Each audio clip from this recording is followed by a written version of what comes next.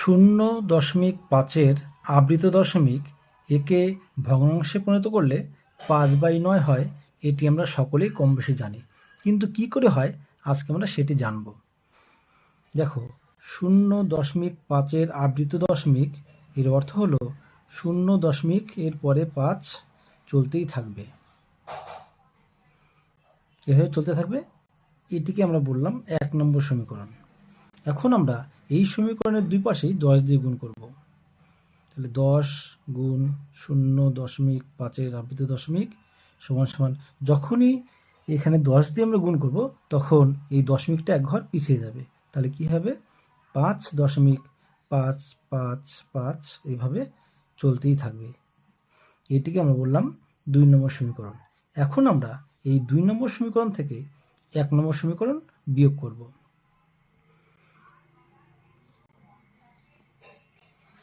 বিয়োগ, এই যে 2 নম্বর সমীকরণ, তার থেকে আমরা 1 নম্বর সমীকরণ বাদ দিয়ে দিচ্ছি এদিকে। ওদিকে যখনই আমরা বাদ দেবো, দেখো দশমিকের পরে 555, এখানেও দেখো দশমিকের পরে 555, সামনে আছে 5, বিয়োগ করলে শুধু 5ই থাকবে। এখন দেখো এখানে 0.5-এর আবৃত দশমিক দু জায়গাতে আছে, আমরা কমন নিয়ে নেব। কমন নিলে এখানে থাকবে 10, এখানে কিছু না মানে 1 থাকবে, সমান সমান এদিকে 5 ছিল। এখন 0.5-এর আবৃত দশমিক আর এই 10 থেকে 1 চলে গেলে হয় 9, সমান সমান 5।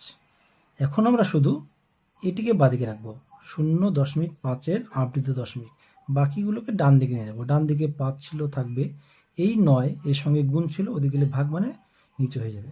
তাহলে দেখো 0.5-এর আবৃত দশমিক এর অর্থ হলো 5/9। আমরা এখন এই আবৃত দশমিকের প্রমাণটি দেখে নেব। দেখো 0.123 1-এর মাথায় এবং 3-এর মাথায় আবৃত দশমিক অর্থ হলো সকলের মাথায় আবৃত দশমিক আছে।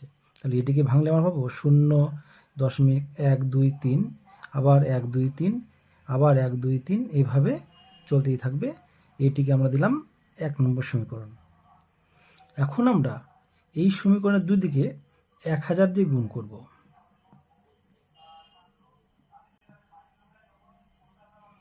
এদিকে যখন 1000 দিয়ে গুণ করব, এই দশমিক 3 ঘর পিছিয়ে যাবে।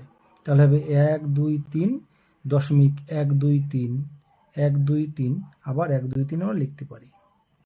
এটি হলো 2 নম্বর সমীকরণ। এখন আমরা এই 2 নম্বর সমীকরণ থেকে 1 নম্বর সমীকরণ বাদ দেব।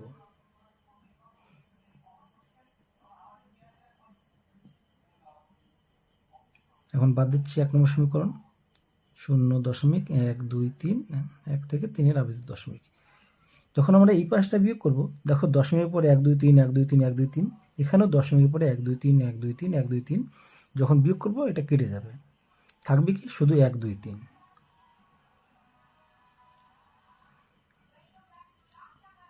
0.123-এর আবৃত দশমিক এখানেও আছে, এখানেও আছে, এটা আমরা কমন নিয়ে নেব।